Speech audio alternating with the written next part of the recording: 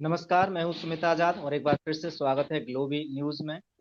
आज के इस प्रोग्राम स्वतंत्र वाणी विद एडवोकेट साहिल गोयल, इस कार्यक्रम का आज ये एपिसोड नंबर है 7। इससे पहले हम 6 एपिसोड कर चुके हैं। यदि वो एपिसोड आपने नहीं देखे हैं तो वीडियो के डिस्क्रिप्शन में उनका लिंक मिल जाएगा, वो जा करके देख सकते हैं। इस कार्यक्रम के माध्यम से हम वर्तमान में चल रहे विभिन्न प्रकार के अंतर्राष्ट्रीय और राष्ट्रीय षड्यंत्रों के खिलाफ लड़ रहे सभी क्रांतिकारियों के विचारों को आप तक पहुंचाते हैं और साथ ही साथ षड्यंत्रों के समाधान जानने का हम प्रयास करते हैं। इसी क्रम में आज का जो विषय है वो भी बहुत ज्यादा महत्वपूर्ण है। जिस तरह से आप देख रहे हैं कि पहली बात तो हम पहले से ही पूरी तरह से कभी आजाद हुए ही नहीं, और जितने आजाद हैं उतनी आजादी भी छीनने के लिए तमाम तरह के षड्यंत्र रचे जा रहे हैं हमें गुलाम बनाने के लिए। तो क्या सच में अब आजादी की लड़ाई की शुरुआत का समय है? अपनी गुलामी से बचने के लिए कौन कौन से हो सकते हैं हमारे द्वारा अपनाए गए तरीके? इसी विषय पर बात करने के लिए आज हमारे साथ जो मेहमान हैं वो एडवोकेट साहिल गोयल जी, जिनको आप जान चुके हैं, कई वीडियोज में हर एपिसोड में आते हैं, तो बहुत बहुत स्वागत है साहिल जी। साथ ही साथ एक और खास मेहमान हैं जो कि राजीव दीक्षित जी के विचारों को ना सिर्फ इन्होंने अपनाया है, अपना करके बहुत सारी मिसाल पेश की है। अभी हाल ही में पंजाब में एक पहली बार राजीव दीक्षित जी की याद में उनको समर्पित एक स्वदेशी मेले का आयोजन किया। उसकी भी बारे में हम चर्चा करेंगे। तो बहुत बहुत स्वागत है अमरिंदर जी आपका भी इस कार्यक्रम में। धन्यवाद। जी, तो सबसे पहले सभी दर्शकों से आग्रह है कि इस चूंकि कार्यक्रम के जो जितने भी एपिसोड हैं बहुत ज़्यादा महत्वपूर्ण है, तो उनको भी जाकर के देखिएगा ज़रूर, और इस वीडियो के माध्यम से भी जो विचार आप तक हम पहुंचा रहे हैं इन विचारों को और अधिक से अधिक लोगों के साथ साझा करके साझा जरूर करें। सबसे पहले मैं आना चाहूँगा अमरिंदर जी आपके पास ही। जिस तरह से अभी हमने, क्योंकि अभी हाल ही में जो मेले का कार्यक्रम था जिसकी मैं तस्वीरें दर्शकों को दिखा देता हूँ, ये तस्वीरें हैं कुछ उस मेले की जो अभी हाल ही में स्वदेशी मेला लगा था। क्या आपको सूझा और क्या इस आइडिया के पीछे आपकी मंशा थी? आप एक बार अपने परिचय के साथ साथ इसके बारे में जरा बताएं अमरिंदर जी। तो सभी को वंदे मातरम। मेरा नाम अमरिंदर गर्ग है, मैं चंडीगढ़ में रहता हूँ। और 2015 में राजीव भाई को सुना था। तो 2015 में ऐसा हुआ, जैसे हम कमरे पे कुछ लोग रहते थे, 4 लोग। तो मैं सर्विस इंजीनियर हूँ प्रोफेशन से, और एक मेडिकल कंपनी में काम करता हूँ। तो वहाँ जी पे एक दोस्त के लैपटॉप में राजीव भाई के ऑडियो थे। तो राजीव भाई के ऑडियो एक बारी सुने तो फिर ऐसा हो गया कि रूटीन में उनको सुनना शुरू कर दिया, भोजन के साथ में भी। मतलब कोई भी काम कर रहे हैं तो राजीव भाई के व्याख्यान चल रहे हैं। तो उस समय फिर ऐसा हुआ मन में कि कुछ तो करना है राजीव भाई के लिए। तो ये जो चीजें थी, जैसे राजीव भाई ने बोला, तो वो सारी चीजें प्रत्यक्ष रूप से दिख रही थी। तो उसी दौरान फिर हमने एक कुछ साथी मिले, एक गोष्ठियां रखी। तो ऐसे करके 10-15 साथी मिले। उसी उसी दौरान एक आचार्य संजीव जी मिले जो राजीव भाई के साथ भी रहे। तो उनके साथ मिलके एक पुस्तक स्वदेशी चिकित्सा, ये देख सकते हो आप, एवं व्यवस्था, जो मतलब लागत मूल्य पे, इसके 10 रुपए मूल्य पे ये हमने तैयार की, और जो 1 लाख से ज्यादा भी परिवारों में पहुंच चुकी है। तो उसके बाद में अभी 2021 में तो मन में आया कुछ साथियों के साथ मिलके कि कुछ अलग किया जाए। जैसे राजीव भाई का सपना था कि जो ग्रामीण क्षेत्र में जो प्रोडक्ट बनते हैं, जो उत्पाद बनते हैं, जो ग्रामीण क्षेत्र में लोग हैं, जो सही मायने में जो स्वदेशी है, तो उन लोगों को प्रमोट करने के लिए स्वदेशी मेले का आयोजन किया जाए। तो इस दौरान ये बन गई अपनी योजना। तो सुनाम शहर, जो उधम सिंह जी की जन्मस्थली है, वहां पे इस स्वदेशी मेले का 20 दिन के लिए आयोजन किया गया था, राजीव भाई के जन्म दिवस, उनकी पुण्यतिथि तिथि पर। जी, जी। चलिए, बहुत शानदार आपकी पहल थी। और इससे प्रेरित होकर के जितने भी दर्शक हैं जिन्होंने शायद कुछ लोगों ने वो मेले में पहुंचे भी थे, तो मेरे ख्याल से इसी तरह के मेले लगते रहने चाहिए, क्योंकि ये सिर्फ ना कि प्रेरणादायक होते हैं, एक याद दिलाते हैं कि यहाँ हमारी स्वदेशी मिट्टी जिसके लिए हमने कुछ ना कुछ करना है। तो बहुत बहुत प्रशंसनीय कार्य आपने किया है अमरिंदर जी, उसके लिए बहुत बहुत धन्यवाद। साहिल जी, मैं आपके पास आना चाहूंगा।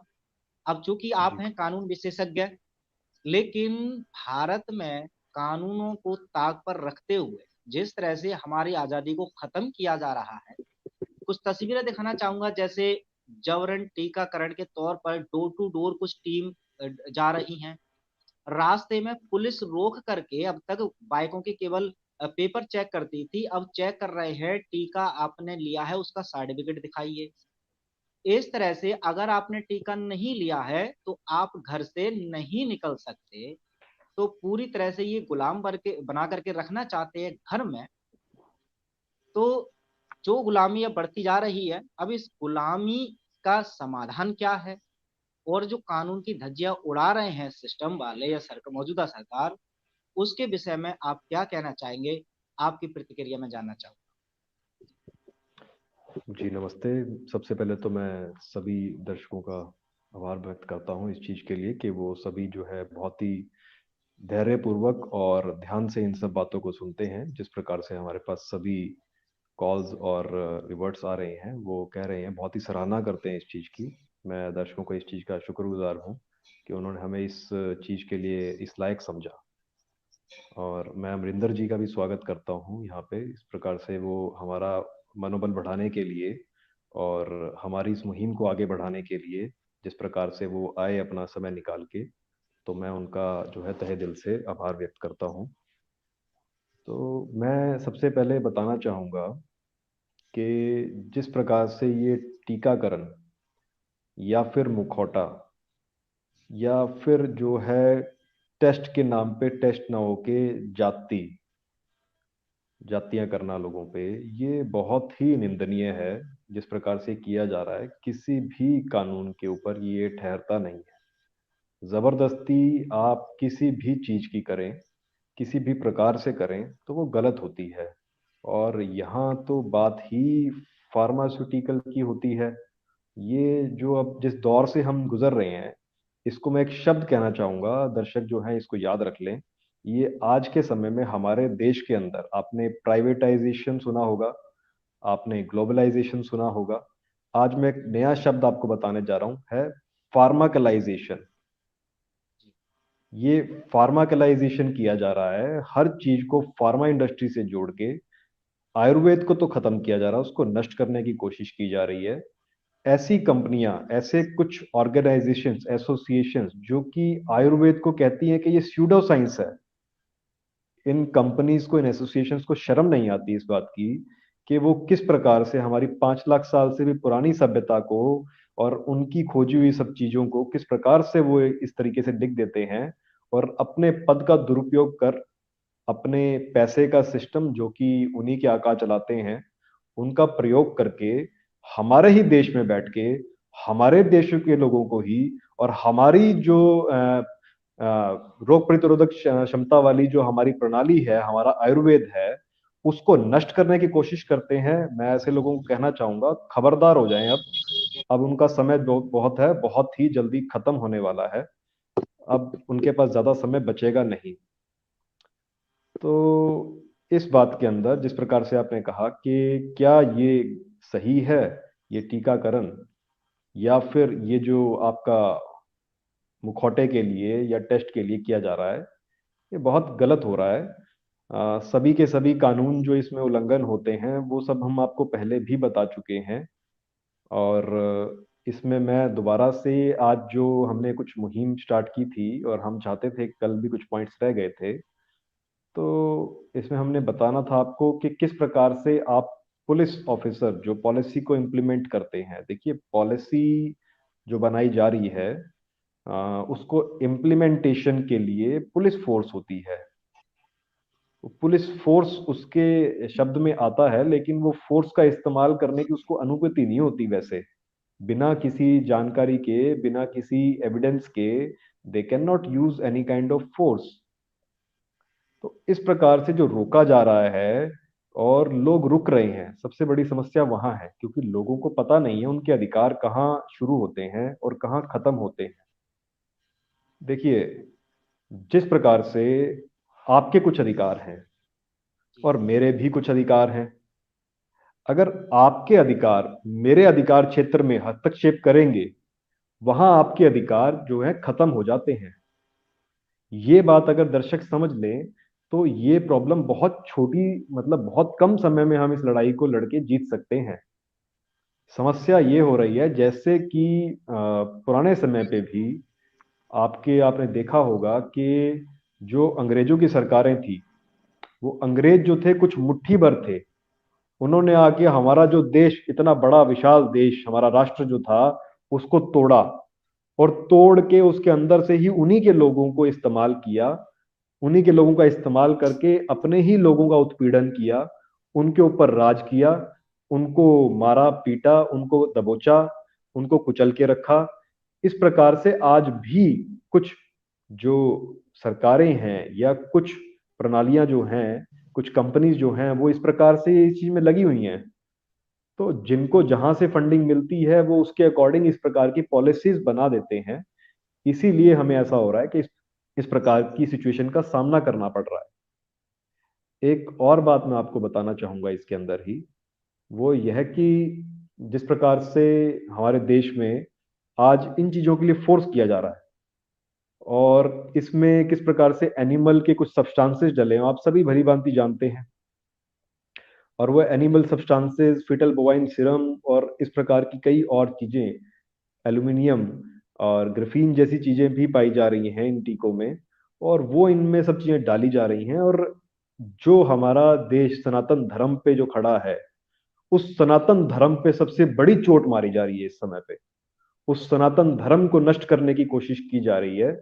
सनातन धर्म यानी कि धर्मों का धर्म, जिस धर्म में साइंस ही उसका धर्म है, यानी कि जो आपकी प्रणाली है, जिस प्रकार से आप खोजबीन करते हैं, कोई रिसर्च है, टेक्नोलॉजी है, वही धर्म है हमारे। तो उसमें हमारे सनातन धर्म में वही धर्म है।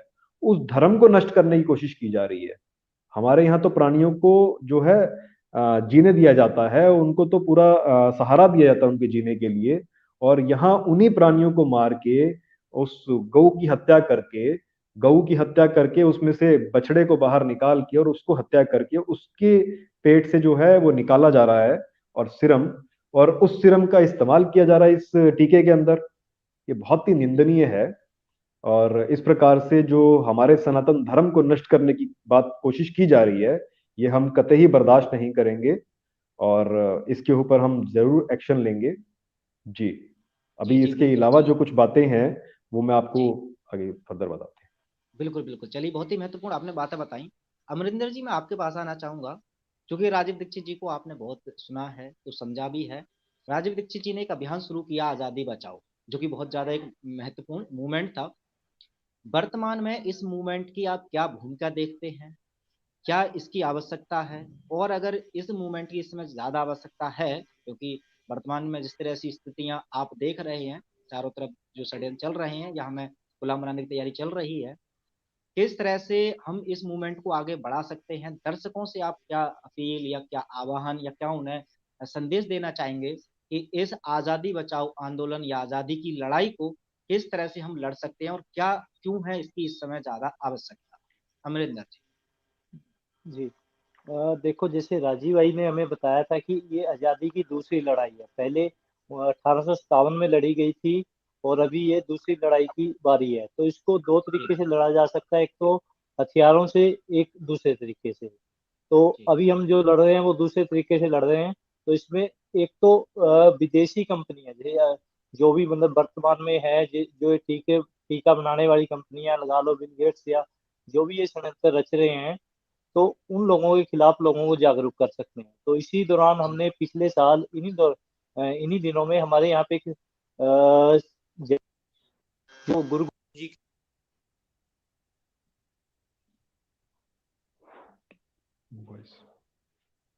जो जी गुरु गोविंद सिंह जी के छोटे साहिबजादों का बलिदान स्थान है सरहंद में, फतेहगढ़ साहिब।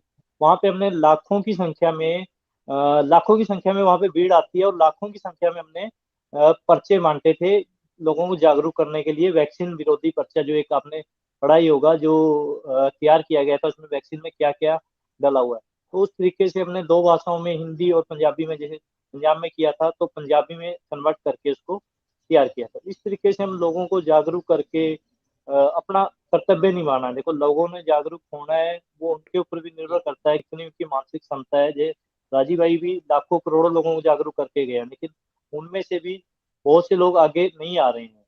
तो हम अपना प्रयास कर रहे हैं, और इसी तरीके से दूसरे साथी जो हमारे राजीव भाई के कार्यकर्ता हैं या स्वदेशी या मतलब इस मुहिम से जुड़े हुए हैं, राष्ट्रभक्त हैं, तो वो इस चीज को जैसे किसी भी माध्यम से लोगों को जागरूक कर सकते हैं। जैसे अभी हमने ये मेला जो शुरू किया है, तो उधम सिंह जी की धरती से एक मतलब संकल्प लिया है कि इस मेले को पूरे भारत में लेके जाएंगे। और मतलब इसमें ताकि जो हमारे जो एक बहुत बड़ी समस्या है, जो लोग कंपनियों में काम कर रहे हैं, उन छोटे जो हमारे साथी हैं, तो वो इस रोजगार से जुड़ेंगे। और जो उधम सिंह जी ने संकल्प लिया था अपनी जलियांवाला बाग से, उसी तरीके से हमने संकल्प लिया है इन विदेशी कंपनियों को, जो कॉर्पोरेट कंपनियां जिसने हमारे स्वदेशी रोजगारों को खत्म किया है, उन लोगों को खत्म करना है। और पूरी स्वदेशी व्यवस्था, चाहे वो आयुर्वेदिक चिकित्सा हो या मतलब कोई भी हो, कोई बड़ी बड़ी कंपनियों की जगह हमारे छोटे रोजगार जो गरीब लोग हैं, जो ग्रामीण क्षेत्र से हैं, उन लोगों को स्थापित करना ही मतलब हमारा उद्देश्य है।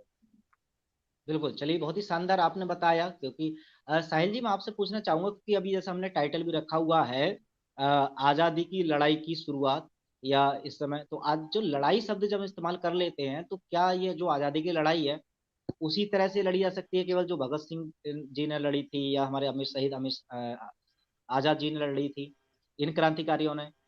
क्या इनके अलावा कुछ और अल्टरनेटिव हो सकता है? क्योंकि वर्तमान में जिस समय की जो गुलामी है या समय है, वो परिस्थिति कुछ अलग है, और जो अंग्रेजों की एक्चुअल में गुलामी थी वो परिस्थितियां कुछ और थी। तो मैं आपसे साहिल भाई इसको थोड़ा सा एक्सप्लेन करवाना चाहूंगा कि लड़ाई का एक्चुअल में अर्थ जो हम बात कर रहे हैं कि आजादी की लड़ाई की शुरुआत कर रहे हैं, और काफी टाइम से लड़ाई कर भी रहे हैं, इसको और तेज भी करना है, इस लड़ाई से आपका क्या तात्पर्य है?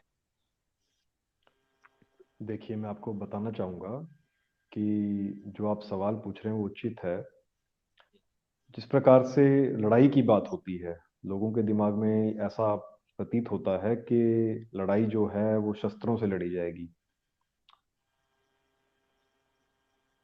शस्त्रों से, अस्त्रों से लड़ाई लड़ोगे आप, लेकिन अल्टीमेटली आपको शास्त्रों का जो है ज्ञान बहुत ज़रूरी चाहिए। बिना वजह विवाद करना, उससे आपको बचना चाहिए। लेकिन आपकी जो सही बात है, उसके लिए अगर आपको लड़ाई लड़ने की ज़रूरत पड़ती है, तो आप एक हाथ में अपनी कलम रखिए, दूसरे हाथ में अगर आपको कभी ज़रूरत पड़ती है, तो वो हम फिर डिस्कस करेंगे क्या इस्तेमाल कर सकते हैं आप। तो जिस प्रकार से लड़ाई की बात हो रही है, आपको अपने शब्द पोलाइट रखने हैं, और पुलिस से भी अगर आप बात करते हैं, आपको अपने शब्दों को जो है बहुत ही नम्रता से रखना है।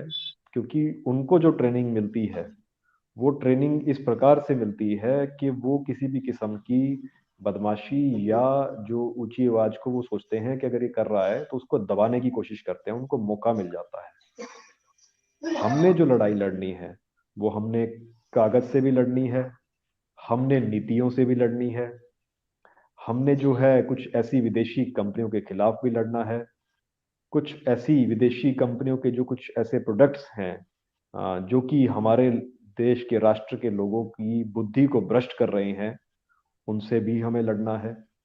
तो हमें विभिन्न स्तर पे लड़ाई लड़ने की जरूरत है। केवल एक स्तर पे अगर लोग सोचते हैं कि हम भगत सिंह की तरह शहीद हो जाएं तो उससे ही हमें आज़ादी मिलेगी, तो ऐसा नहीं है। हम संविधान के दायरे में रहते हुए भी और सही तरीके से प्रोटेस्ट करके, क्योंकि अगर सरकारें या कोई सिस्टम में बैठे लोग अगर वो अपनी बातें नहीं सुनेंगे, हम जो उसको निरंतर उनको लेटर्स लिख रहे हैं, बात कर रहे हैं, अगर वो फिर भी नहीं सुनेंगे, तो जनता के पास एक बहुत ही जो उम्दा रास्ता है वो है कि सड़कों पे उतरना। सड़कें उनके बाप की जागीर तो है नहीं। अगर वो कहें कि आपके बाप की जागीर है, तो हाँ बिल्कुल, उसमें कुछ योगदान हमारे बाप का भी है और हमारे दादों का भी है। क्योंकि जिन सब लोगों ने टैक्स दिया, उन सभी लोगों की वो सड़कें हैं और वो उन पे उतर सकते हैं। विदेशी कुछ ताकतें जो हैं अभी इस चीज की भी कोशिश कर रही हैं कि हमारे देश की जो सड़कें हैं उनको धीरे धीरे काबू करने की कोशिश की जा रही है। जिस प्रकार से पहले टोल्स बनाए गए, टोल्स के बाद धीरे धीरे सड़कों का निजीकरण किया जा रहा है। इस प्रकार से ये जो ताकतें हैं, ये अपने कंट्रोल में लेना चाहती हैं इसी सड़क को। जिन सड़कों पे उतरने का हमारे पास बहुत बड़ा ये हथियार आप कहोगे, या आप इसको कहोगे संविधान के दायरे में रहते हुए प्रोटेस्ट करना, ये हथियार नहीं, ये अपने आप में एक चुनौती है। हम लोग जो हैं बिल्कुल पीसफुली प्रोटेस्ट करते हैं उसके अंदर, और किसी भी प्रकार का कोई भी गलत काम नहीं किया जाएगा उसके अंदर। जी। बिल्कुल। तो देखिए, ये कंक्लूजन के तौर पर फिलहाल इसमें थोड़ा सा मैं और ऐड करना चाहूंगा कि इस आज़ादी की लड़ाई का अर्थ, अगर शस्त्र की बात कर रहे हैं तो शस्त्र तो खैर नहीं इसको बोल सकते। लड़ाई उसको भी कहेंगे कि आप उन लोगों से असहयोग करें जो लोग आपको गुलाम बनाना चाहते हैं या हमको गुलाम बनाना चाहते हैं। तो उसमें चाहे तो अपनी स्वदेशी चिकित्सा पद्धतियों को अपनाने की बात हो, स्वदेशी हम्म। उत्पादकों की बात हो, इस तरह के छोटे छोटे कदम भी आप उठा रहे हैं, फिर भी आप आजादी बचाओ की लड़ाई लड़ रहे हैं। तो अपने स्तर से जितना जो कर सके उतना करना चाहिए। और इस वीडियो या इस कार्यक्रम के माध्यम से भी हम बार बार आपको इसी तरह से आह्वान कर रहे हैं। हमारे एडवोकेट साहिल गोयल जी भी लगातार इसी काम में लगे हुए हैं। जैसा कि आप देख पा रहे होंगे, हर रोज ही वो इस कार्यक्रम में आते हैं और खुद भी इस लाइव के अलावा जितने भी जो भारत जागो अभियान के तहत जितने भी लोग जुड़े हुए हैं इनसे व्यक्तिगत रूप से या इनके पास कोई भी समस्या लेकर के आते हैं। अभी साहिल जी, मैं चाहूंगा एक छोटी सी टिप्पणी इसी पे बता दें, क्योंकि अभी जो एयरलाइंस का घटना हो रही थी कि एयरलाइंस वाले सबसे ज्यादा सख्ती कर रहे हैं कि वो टीके का सर्टिफिकेट के बिना वो सफर कर ही नहीं सकते। तो उनको अभी आपकी आई थिंक कोई बातचीत हुई थी, तो वो जरा इंसिडेंट आपको बता दें आप, उसके बाद फिर अमृत जी के पास आऊंगा। जी, थोड़े कम शब्दों में संक्षेप में आप उस जी, घटना को बता दें। ये मुझे बार बार सुनने को मिल रहा है इस प्रकार से कि एयरलाइंस के अंदर इस प्रकार की सख्ती की जा रही है। और जो अंग्रेजों वाली भेड़ें हैं ना, जिन लोगों ने अंग्रेजी सिस्टम में जो है, ये एक शब्द कहना चाहूंगा, इस शब्द के मायने लोग अपने आप निकाल लेंगे, ये शिक्षा नीति से हटके ये एजुकेशन पे जा रहा है। तो ये जो शिक्षा नीति होनी चाहिए थी उसकी जगह एजुकेशन हो रहा है। ये भी अपने आप में एक बहुत बड़ी समस्या है, जिसकी वजह से ये आज जो हमारे को परिणाम देखने को मिल रहे हैं, इसके पीछे यही सब कारण है। एयरलाइंस के अंदर, जैसा कि मैंने सुना बहुत से लोगों से और कई लोगों के कॉल्स आते रहते हैं, उन्होंने यही बताया कि हमारे को एयरलाइंस वाले जाने नहीं दे रहे हैं और वो मांगते हैं वो सर्टिफिकेट्स। तो उसी के लिए मैंने जो है अपनी तरफ से प्रयास किया और एयरलाइंस में, इवन टाटा विस्टारा में बात की और गो इंडिगो एयरलाइंस जो है उसमें बात की। आपको जान के हैरानी होगी कि टाटा एयरलाइंस भी ये वकालत कर रही थी वैक्सीन्स की। जब उनसे मांगा गया कोई डॉक्यूमेंट्स, तो उनके पास देने के लिए कोई डॉक्यूमेंट नहीं था। फिर उन्होंने कहा कि ये तो जो आपका एयरपोर्ट अथॉरिटी है उसकी तरफ से हो रहा है। मैंने कहा वो तो मना कर रहे हैं। तो कह रहे जी हमारे पास तो यही बात है। उनसे सीनियर से बात करवाने को कहा जाता है, उनके सीनियर लाइन पे आते नहीं है। एक और दिलचस्प बात देखने को मिली टाटा के साथ कि टाटा ने अभी कुछ समय पहले ही, आप न्यूज़ खोल के देखेंगे तो वैक्सीन्स में इन्वेस्ट, जो टीकाकरण है, टीके में इन्वेस्ट करने का जो है उन्होंने निर्णय लिया था। तो ये तो आपस में कनेक्शन बैठाता है, बहुत ही इजीली कोई समझ सकता है कि एक ही आदमी जो है वो एक तरफ तो टीका बेच रहा है और दूसरी तरफ जो है अपनी ही दुकान के ऊपर कहता है कि आप अगर आओगे यहाँ पे, क्योंकि उसकी मोनोपोली है, एयरलाइन जो है वो गिनती की है कुछ, तो उन्हीं की दुकान पे अगर आप जाओगे तो वो कहता है भाई मेरी इस दुकान पे जो है टीका मिलता है और इस दुकान पे तेरे को आना ही पड़ेगा क्योंकि तेरे को ट्रेवल करना है मेरे थ्रू, तो तू टीका लेके आ। तो ये तो कनेक्शन बहुत इजीली कोई समझ सकता है।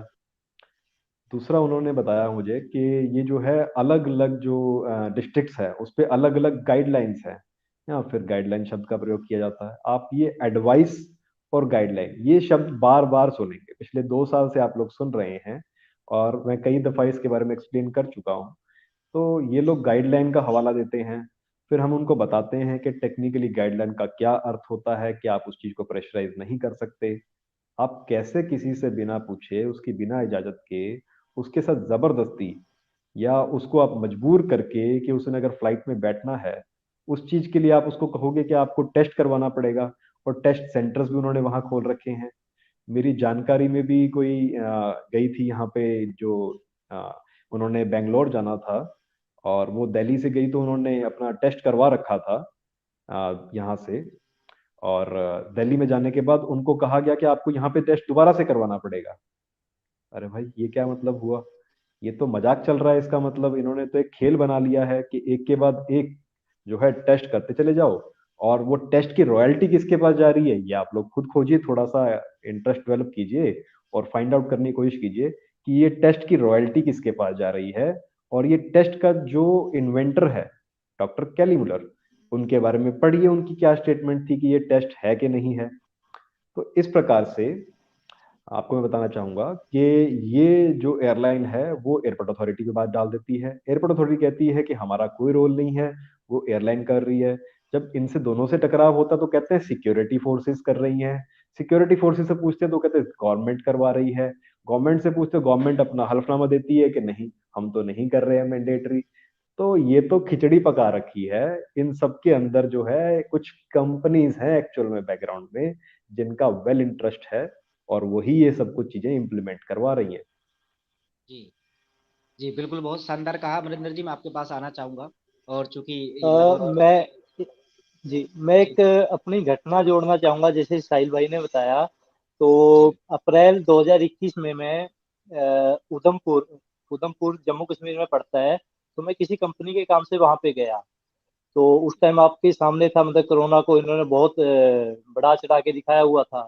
जी तो मैं यहाँ से ट्रेन में बैठा रात को, तो सुबह वहां पे तकरीबन 6 बजे पहुंच गया। तो जैसे मैं स्टेशन जी पे उतरा, तो वहां पे वो नाम लिखवा रहे थे। मैंने अपना नाम लिखवा दिया। तो मैंने पूछा ये किस लिए लिखवा रहे हो? उसने बोला कि टेस्ट होगा। मैं किस चीज का टेस्ट? उन्होंने बोला कि इस बीमारी का टेस्ट होगा। मैं कहा मैं तो नहीं कराऊंगा। तो मतलब वहां पे मेरी 3 घंटे 4 घंटे उनसे बहस हुई लगातार। और आखिरी में उनको मुझे जाने देना पड़ा। मतलब बहुत जैसे बढ़िया, हम बहुत विरोध शानदार। करते हैं, तो हम्म। उनको वो झुकते हैं। लेकिन जैसे वो मुझे बोल रहे कि 6 6 महीने के बच्चे करा रहे हैं, मैं क्या, वो उनका शरीर है, वो मेरा नहीं है। वो उनका हम्म। अधिकार है। मैं क्या, मेरे शरीर पे मेरा अधिकार है। मैं क्या, कोई अभी तानाशाही आई नहीं, जब आएगी फिर देख लेंगे। बहुत शानदार, बिल्कुल। तो सही है। इस घटना से भी यही निकल कर आता है कि एक्चुअल में साहिल भाई ने जैसे कहा था कि जो लोग अत्याचार कर रहे हैं, तो उतने ही मतलब अपराधी वो लोग हैं जो अपराध कर रहे हैं, उससे ज्यादा अपराधी वो हैं जो इसको सह रहे हैं। क्योंकि यहाँ पर इतनी हिम्मत जैसा अमरिंदर जी ने रखी और अपनी घटना स्वयं बता रहे हैं, इसी तरह से हमने हिम्मत जी। नहीं हारनी है और डट कर मुकाबला करना है। और तो अमरिंदर जी स्मित भाई, मैं आपको बीच में रोकना चाहूंगा। वो इलाका आर्मी इलाका है। मतलब जम्मू कश्मीर की स्थिति आपको पता ही है। मतलब वहां पे मेरे ऊपर पुलिस वाले भी खड़े थे, आर्मी वाले भी थे, और प्लस ये मेडिकल वाले भी थे। मतलब जी इन, और रेलवे वाले अलग थे। इन चारों ने घेरा बिल्कुल हुआ था। जी। बिल्कुल, बहुत शानदार। तो अभी कार्यक्रम के केवल 5 मिनट और हैं, तो मैं चाहूंगा 2 2 मिनट आपकी और एक प्रतिक्रिया लूं। तो आखिरी वाली साहिल जी आपसे लूंगा, उससे पहले अमरिंदर जी एक आखिरी संदेश जी। के रूप में एक आह्वान जो देना चाहे जनता को, या जितने भी खासकर राजीव दीक्षित जी के फॉलोअर्स हैं, क्योंकि राजीव दीक्षित जी अब हमारे साथ बेशक ना हो, बट जिस तरह से की विचारधारा को अपनाने वाले बहुत बड़ी संख्या में हैं, बट इस षड्यंत्र के खिलाफ फिर भी लड़ नहीं पा रहे हैं, या वो अपने स्तर से छोटे छोटे जगह पर लड़ रहे हैं। मेरे ख्याल से अगर वो एक साथ आते हैं और यही कोशिश साहिल जी कर रहे हैं, तो क्यों अहम है हम लोगों को इकट्ठे आना, और इकट्ठा आने के लिए आप क्या संदेश देंगे अमरिंदर जी? अ, ये जो आप बात बोल रहे हो, तो हमने एक मूवमेंट भी चलाया था इसी साल, एकीकरण अभियान। आवाज आ रही है? जी जी, आ रही है, बिल्कुल एक ही का। हाँ, एकीकरण अभियान चलाया था। तो वो हमारा मतलब फेल हो गया है किस्म से। हमने राजीव भाई के समर्थकों को एक करने के लिए एक अभियान चलाया था। तो जी ये मेला भी उसका ही एक स्वरूप है। और जी ये मेले पूरे भारत में जाएंगे। तो जो राजीव भाई के कार्यकर्ता है, उनको एक मंच पे, ये मतलब मेरा या आचार्य संजीव जी या कोई XYZ किसी व्यक्ति का आंदोलन नहीं है। आज भी मतलब जो हमारे पीछे है, मतलब जो हमारे अगर नेता की बात करें हम, तो वो राजीव भाई है। तो राजीव भाई ने, जब हमने मतलब हमारा मतलब गुरु एक है, तो पता नहीं ये लोगों में क्या है। मैं हम तो ये कहते हैं कि अगर आपके पास काबिलियत है, ठीक है, आप अपना मंच तैयार करो, हम उस पे आने के लिए तैयार हैं। ठीक है, आप मेले लगाओ, हम आपको उतना ही सहयोग करेंगे जितना हम यहाँ पे कर रहे हैं। ऐसा नहीं कि मतलब हम यहाँ पे अपने मंच पे अलग कर रहे हैं, आपके मंच पे अलग कर रहे हैं। तो ऐसा नहीं होगा। तो आह्वान यही है कि राजीव भाई के कार्यकर्ता पहले तो एक मंच पे आए, क्योंकि अब समय आ गया आपके सामने। एक कितनी बुरी स्थिति है, और जो आने वाला समय है वो और भी ज्यादा गंदा होने वाला है। तो एक होके ही लड़ाई लड़ी जा सकती है। दूसरे जो साथी मतलब स्वदेशी मेले का आयोजन करना चाहते हैं, तो वो स्मिथ भाई के नंबर पर संपर्क कर सकते हैं। तो इससे भी मतलब एक कार्यकर्ताओं को एक करना है, हमने पूरे भारत में इसको लेके जाएंगे धीरे धीरे करके। तो वहां से कार्यकर्ता रखेंगे, और जो स्टॉलर जो ग्रामीण स्तर पे अपने उत्पाद बना रहे हैं, तो वो इस मेले में अपने उत्पाद रख सकते हैं। और सही। बाकी वो किताब है जो हमने, जिसको स्वदेशी चिकित्सा एवं व्यवस्था, मतलब जैसे आज के हिसाब से चिकित्सा चिकित्सा हमने कैसे करनी है, और व्यवस्था हमारी कैसे थी पहले और अभी कैसे लागू करनी है, वो हमने इसमें 10 रुपए वाली किताब में दिया है। तो वो भी इसको प्राप्त कर सकते हैं जो साथी चाहें। तो मतलब पीडीएफ भी निःशुल्क है, पीडीएफ आपको व्हाट्सअप करोगे तो निःशुल्क मिल जाएगी आपको, कोई दिक्कत नहीं। जी जी, जी बिल्कुल, बहुत शानदार। तो साहिल जी, आपका फाइनल मैसेज के साथ साथ मैं चाहूंगा, ये तस्वीर में आपको एक खबर दिख रही है, इसके ऊपर आप अपनी प्रतिक्रिया जरूर दें। हरियाणा, जो कि शायद आपके एरिया का ही लगता है, आपके राज्य मुख्यमंत्री ने कहा है कि बिना हम्म। टीका के रेस्टोरेंट भी नहीं जाओगे, मॉल नहीं जाओगे, बैंक नहीं जाओगे। क्या इस अन्याय के खिलाफ भारत जागो अभियान की तरफ से कोई कदम उठाया जा रहा है? क्या है आपकी तैयारी? उसके साथ साथ आप अपना फाइनल मैसेज दे सकते देखिए, बहुत ही अच्छा किया आपने ये फुटेज दिखा के बीच में। हैं जी। सबसे पहले तो मैं एक पॉइंट रखना चाहूंगा कि किस प्रकार से गुलाम बनाया जा रहा है। बहुत से व्यूअर्स का यहाँ पे मेरे पास निरंतर कॉल आ रहा है, इतने कॉल्स मैं अटेंड भी नहीं कर पाता हूँ, मैं माफ़ी चाहूँगा। लड़का भी है लेकिन वो भी सारी चीज़ें, कॉल्स जो हैं अटेंड नहीं हो पाती हैं, इस चीज़ के लिए मैं माफ़ी चाहूँगा। लेकिन आप कोशिश कीजिए कि मुझे व्हाट्सएप पे मैसेज ड्रॉप कर दीजिए, जैसे ही मुझे समय मिलेगा मैं आपको रिवर्ट करूँगा। लेकिन समय मेरे पास भी दिन में 24 ही घंटे होते हैं, तो इस चीज़ के लिए मुझे क्षमा कीजिए। दूसरा मैं बता रहा था आपको कि कंट्रोल किस तरह किया जा रहा है। आपके खाने के लिए मेरे पास इतने कॉलर्स के फ़ोन आ रहे हैं कि राशन बंद कर देंगे, हमारा हमारा राशन बंद कर दिया है, या फिर हमारे राशन के डिपो वाले ने ये बात कह दी है कि आपको जो है राशन नहीं मिलेगा बिना टीकाकरण के सर्टिफिकेट के। तो देखिए, वो तो हम सॉर्ट आउट कर ही रहे हैं अपने लेवल पे, और सभी लोगों से बात कर रहे हैं, और इसमें सफलता भी मिली है। लोग समझ भी रहे हैं, डिपो वाले भी समझ रहे हैं। लेकिन स्टिल मैं आपको कहना चाहूंगा कि ऐसी क्या मजबूरी है, क्योंकि बहुत से लोग तो समृद्ध होते हुए भी, ठीक ठाक होते हुए भी, और खाने का जो खर्चा है वो खुद उठा सकते हुए भी, वो सरकारी सिस्टम पे निर्भर रहते हैं खाने के लिए। देखिए, जब तक आपका खाना किसी और व्यक्ति के कंट्रोल में रहेगा, वो व्यक्ति आपको कंट्रोल करेगा। आप अपना खाना जो है स्वयं उगाइए, नहीं तो किसानों से जुड़िए। मैं खुद किसान हूँ, मैं किसानी भी करता हूँ। लेकिन आप क्यों नहीं जुड़ते हैं किसानों से? आप किसानों से जुड़िए, अपना खाना खुद बनाइए, और खुद स्वतंत्रता का अपने आप को महसूस करवाइए। तभी जो है कोई आप पे कंट्रोल नहीं कर पाएगा।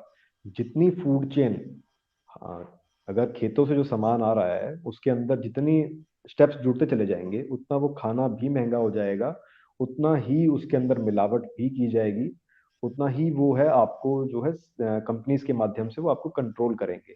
तो आपने क्या है, उस चेन को कम से कम करना है, आपने किसानों तक पहुंच जाना है। और ये भी एक अच्छी बिल्कुल सही बात है, मैं पहले भी दोहरा चुका हूँ कि you should have family farmers, then you will not require family doctor. बिल्कुल सही बात। तो आप लोग उनको कीजिए। अगली बात जो आपने सवाल उठाया कि यहाँ पे हरियाणा में जो इस प्रकार से किया जा रहा है, हमारे यहाँ के स्वास्थ्य मंत्री अनिल विज जी, इन्होंने कहा कि इस प्रकार से जो है लोगों को जाने नहीं दिया जाएगा सार्वजनिक स्थानों पे।